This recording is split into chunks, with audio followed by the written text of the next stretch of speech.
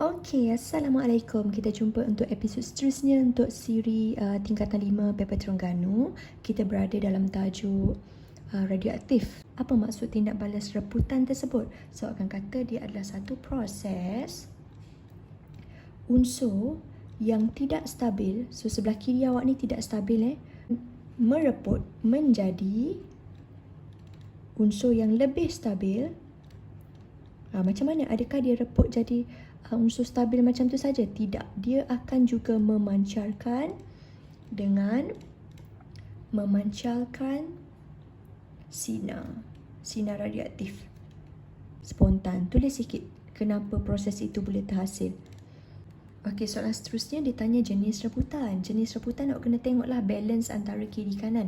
So dekat sini awak akan nampak 6 dengan 2 ada ekstra dekat sini sebanyak 4. Okey, di bahagian bawah 8 dengan 6 ada ekstra 2, bermakna unsur sebelah X ni kita boleh namakan dia sebagai unsur helium ataupun kita panggil dia sebagai zarah alfa. Maksudnya dia memancar sinar radioaktif alfa. Reputan alfa. Buat macam ni saja ataupun awak tulis alfa pun boleh. Okey, nukleus, apakah nama dia? So awak tulislah nama tadi. Kenapa dia mereput? Apa kelebihan mereput ni? So, awak akan tulis jawapan awak untuk menjadi lebih stabil.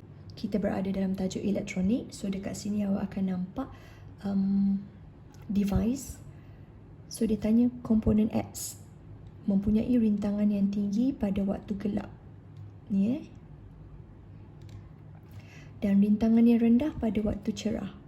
So, akan tulis sikit kat sini rintangan rendah pada waktu cerah. Bila objek itu ada tanda macam ni dan anak panah, dia adalah sejenis perintang peka cahaya.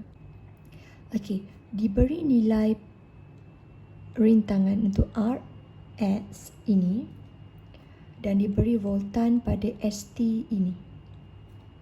Okey, berapakah beza upaya untuk TU? Bermakna ini adalah VST akan lalu dekat sekitar kawasan ni. Okey, ni R dia. Okey, ni adalah TU. Akan ada voltan yang lalu dekat sini pula. Tapi awak ada nilai Rx sekian jika dibekalkan bekalan dekat sini. Voltan total. So, ada V1 dekat atas, V2 dekat bawah. So, untuk sesiri, V dia hasil tambah.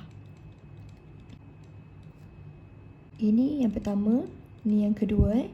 So, soalan tanya yang kedua. So, tulis saja nilai. Given VST ialah 1.2. So, punya nilai VTU adalah 6 tolak 1.2 lah. So, akan dapat 4.8 volt. Bila dia tanya arus, okay, awak kena gunalah konsep V sama dengan IR. Okay, pada komponen X, V awak ialah sejenis VTU. Kemudian awak diberi Rx ialah 40 kilo. Okay, Rx ada, VTU ada. Masukkan saja. Okay, dengan Rx. Rx awak dah diberi tadi 4 kilo. So, dia 4 kilo ialah 4,000. VTU awak ialah 4.8 kan. So, terus masukkan saja nilai. Tekan kalkulator. Ix awak ialah 1.210 negatif 4 ampere. Kenapa diod pemancar cahaya menyala apabila perintang dalam keadaan gelap? So, dia tanya macam ni. Masa gelap, kenapa dia menyala? Okay. So, kena mention sebanyak 2 markah. Dia mesti akan ada arus yang besar lalu, betul? So, akan tulis arus yang besar lalu. That's why nyala. Ni benda paling utama. Tapi dia disebabkan ada konsep transistor dekat sini, awak kena bagi tahu arus besar tu lalu dekat mana. Okay. So, dia akan lalu macam ni. Betul? Dan dia akan patah balik. Buat circulation lengkap. So, arus besar lalu dekat sini. Dari tapak. Sebab dia ada kaitan dengan transistor. Okay, next awak akan bagi tahu pada waktu malam tu apa jadi. Okay, apa jadi awak akan katalah voltan dia adalah besar. Voltan siapa yang besar? Sebab dia lalu dekat X, awak akan kata voltan X yang besar. Okay, next soalan berada pada tajuk kuantum. Awak akan nampak dekat sini lengkungan jasa hitam. Alright. Keamatan melawan lambda. Okay, soalan pertama dia tanya jasad hitam itu apa? So kalau tengok buku teks, dia adalah sejenis jasad ungu. Jasad ungu dia buat apa? Dia serap dan dia pancarkan sinar elektromagnet. Okay, bandingkan jumlah tenaga sebelah kiri dengan sebelah kanan. Ini puncak dia. Nampak sini. So bandingkanlah. So awak nampak dekat sini luas besar tau. So awak akan kata sebelah kanan lebih besar. Bandingkan So akan kata jumlah tenaga, salin balik, jumlah tenaga kanan lebih besar dari kiri. Luas bawah graf bagi kanan adalah lebih besar. Sekarang awak diberi graf tenaga kinetik melawan frekuensi. Okay, so tengoklah kat sini. So ni tenaga kinetik, sini frekuensi. Okay, so bila dia duduk tengah-tengah paksi ni, paksi X ni, so dia akan dapatlah frekuensi ambang. Dan dia duduk dekat paksi Y ni, dia akan dapat fungsi kerja W. Berdasarkan graf, apakah inference yang boleh dibuat? Inference ni mesti depend on. Ingat, bergantung. Kata kunci inference mesti ada perkataan bergantung. W dengan F awak tu, yang berada pada paksi masing-masing tu, awak akan kata dia bergantung kepada jenis logam. Nampak tak? Ni awak ada logam 1, awak modify logam 2, awak modify kepada logam 3. So, setiap fungsi kerja dan frekuensi ambang bergantung kepada jenis logam. Fungsi kerja W dekat sini. Awak ada frekuensi dekat sini, frekuensi biasa. So, soalan tanya awak cari frekuensi ambang logam itu. So, kena masuk formula je lah. V sama dengan HF0. Okay, ini diberi dekat muka surat paling hadapan. So, terus masukkan nilai 5.81 10 negatif 9 joule. Pemalas Planck awak dah dapat kat depan. Sekali awak ambil saja dan masukkan nilai. Kemudian awak akan dapat nilai frekuensi ambang awak ialah 8.136 10 kuasa 14 Hz. So, akan pakai formula tenaga sama dengan W campur K. Tenaga, fungsi kerja, kinetik maksima. Okay, so bila soalan tanya kinetik maksima, bererti awak kena modify, pindahkan W ke sana. So, awak masukkanlah nilai. Okay, E adalah HF, baru dapat kinetik maksima. So, masukkan nilai. K ialah 6.63 10 negatif 34. Itu adalah pemalas Planck. Darab dengan frekuensi given, awak diberi tadi ke atas kan. Kemudian awak tolak dengan fungsi kerja yang awak dah diberi tadi. So, akan dapat 8.2 10 negatif 20 joule. Sekarang kita beralih kepada elektromagnet. So, tajuk elektromagnet ini adalah awak menggerakkan bar magnet. So, bila awak menggerakkan bar itu menggunakan tangan pada satu ketinggian yang tertentu, bererti awak ada beri daya dekat sini. Okay, sebelah atas ni kalau nampak 1, 2, 3, 4, 5, 6, 7. Compact tu yang belah bawah. Bilangan gegelung punya lilitan adalah lebih besar. Okay, kalau compare dekat sini, pesongan dengan this one, so akan nampak pesongan yang gambar kedua juga lebih besar. Galvano itu melambangkan bacaan arus. Okey, arus dan dia adalah arus aruhan secara spesifiknya. Okey, tadi kita dah tengok gambar. Bilangan lilitan kita dah kenal pasti. Okey, boleh tulis saja. Kekuatan ni saya tak sentuh tadi. Kilangan magnet tadi kita kenal pasti masing-masing adalah 1 dan 1. Bermakna kekuatan dia adalah sama. Okay. Yang kedua adalah lebih besar daripada yang pertama. Kedua-dua ini adalah hubungan, cuma yang atas ini antara bilangan dengan pesongan. Yang kedua adalah bilangan dengan kadar perubahan flux. Semuanya adalah bertambah. So, saya salin balik saja. Okey, ini saya sudah salin. So, tak ada masalah untuk tulis bertambah-bertambah atau tinggi dengan tinggi. Sekarang kita masuk bawah tajuk pengiraan.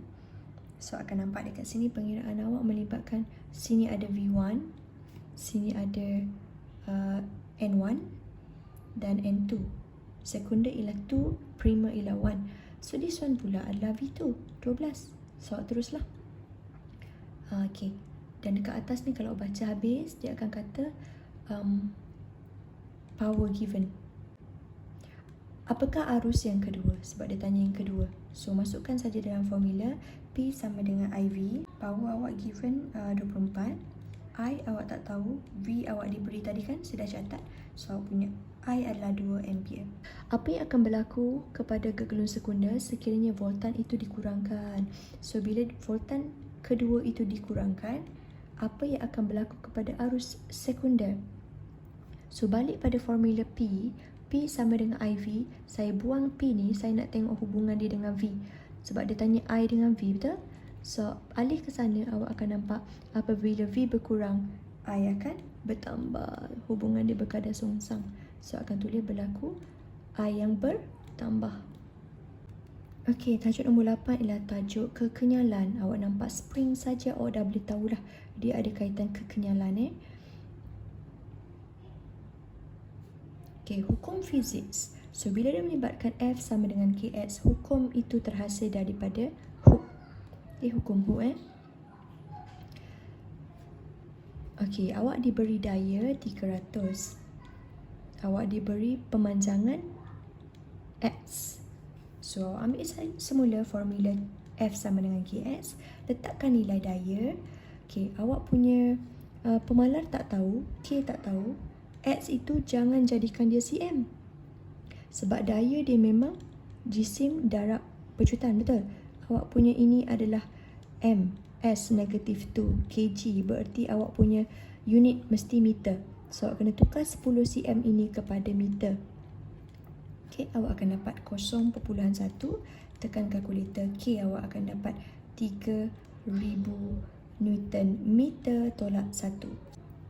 Cadangkan pengubahsuaian supaya awak boleh menggunakan daya yang lebih besar. Mungkin orang yang lebih gemuk kan, dia punya body tu, dia nak guna juga alat tu. Macam mana awak nak modify? Kenapa dawai lebih tebal? Supaya pemalar K itu akan lebih besar. Diameter rendah supaya kurang elastik. Dan akhir sekali dia tanya susunan. Susunan spring tu mesti disusun secara selari lah, kerana awak nak jadikan dia lebih kenyal ataupun dia jadi lebih keras. Okey, nombor 10 kita berada di bawah tajuk tekanan. Cara nak kenal, awak ada device dekat sini, alat barometer 14. Okey, tolong hafal barometer 14 untuk mengukur tekanan atmosfera. Okey, boleh keluar soalan ni.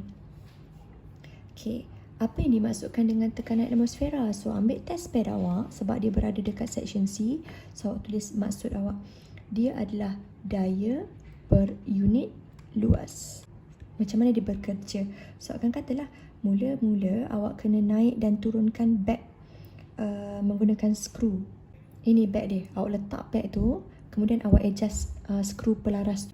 Kemudian awak kena adjust, awak kena laraskan balik skala. Awak ada 2 jenis skala, so pastikan awak laraskan kedua-dua skala utama dan skala vernier. Dia sama juga konsep kalau awak pakai ammeter, voltmeter, mesti ada cermin kalau awak perasan. So dekat sini selepas awak laraskan skala, awak kena pasangkan cermin. Cermin tu letak dekat kawasan yang ada penunjuk ni. Kenapa kita pasang cermin? Cermin tu untuk elak silau, maksudnya untuk elak ralat parallax, ada gangguan kepada bacaan. Tulis macam ni. Awak baca ketinggian turus mercury itu menggunakan skala vernier dengan skala utama. Kalau boleh saya tunjuk kepada gambar, awak akan nampaklah turus mercury ni. Bila awak dah adjust, dia akan pergi kepada turus tu. Kalau rendah maksudnya skala yang awak baca tu rendah. Okay, sekarang awak kena modify, cari barometer 14 yang paling berkesan untuk ukur tekanan atmosfera. Okay, barometer yang paling bagus adalah barometer yang menggunakan beg yang tahan. Contohnya kulit. Beg yang tahan berarti beg yang cepat rosak ni kita tak nak. Okay. Kemudian kita tak nak dia dibaca dengan gangguan. Maksudnya bila kita pakai mercury, kita tak nak diganggu oleh penunjuk besi. Contohnya besi ni dia mudah terkakis dengan mercury. So kita akan ambil seperti penunjuk daripada gading. Okey, setelah awak pertimbangkan perkara-perkara tadi, awak catat pada kotak. Pastikan ada 5 baris kotak. Item X yang awak pilih, awak salin balik segala cirinya di bahagian bawah. Kat sini So, jom kita bagi alasan kenapa awak pakai gading, petunjuk daripada gading. Sebab awak nak elak tindak balas dengan Mercury. Tindak balas pada Mercury. Okey, kenapa beg kulit? Tadi saya kata dia adalah sejenis yang tahan ataupun dia adalah strong, tahan lasak. Tiup pelindung juga sifat dia adalah daripada loyang. Loyang pun kuat juga. Dan termometer tadi awak boleh membaca suhu. Sekarang kita masuk soalan pengiraan. So, awak ada ketinggian Mercury lah. Dengan ada ketumpatan Mercury dekat sini. So, awak ada ketumpatan udara dekat sini. Kemudian awak ada tekanan. So, dekat sini awak disuruh mencari tekanan atmosfera. Tekanan ialah rho GH. So, masukkan nilai ketumpatan. Awak diberi ketumpatan dekat sini 1.36 10/4. Ketumpatan Mercury So, masukkan saja 1.36 10/4 darab dengan graviti. Graviti standard 9.81. Dan height awak kena ambil height yang dah ditukar kepada meter. Sebab awak dekat sini ada meter. So, pastikan 76 ini ditukar kepada 0.76 meter. Barulah awak akan dapat dalam bentuk milibar. 10/3 milibar.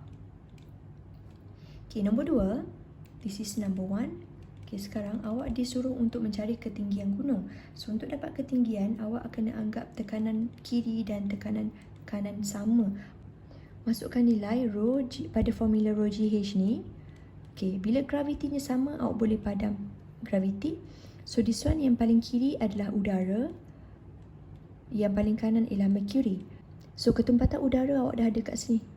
1.3 untuk udara. So, akan tulis 1.3. Soalan tanya ketinggian pada udara pada gunung. So, akan tulislah height. Bersamaan ketumpatan Mercury 1.36 salin balik. Dan awak tahu height dia adalah mesti perbezaan. Sebab awak nak tahu bakinya. 0.76 tolak dengan 0.3. So, bila awak dapat modify dia punya pengiraan, so akan dapat H sebanyak 4,812.31 meter.